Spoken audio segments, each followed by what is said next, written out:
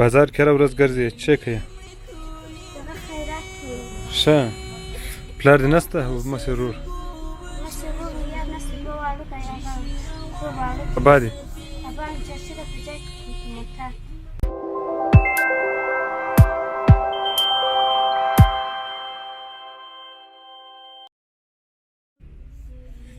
نجلۍ نوم دې څه ده؟ بیاوه بیاوای کوم ځای؟ سرخیل. ښه بازار کې هره ورځ ګرځې څه کوې؟ دغه خیرات کوي.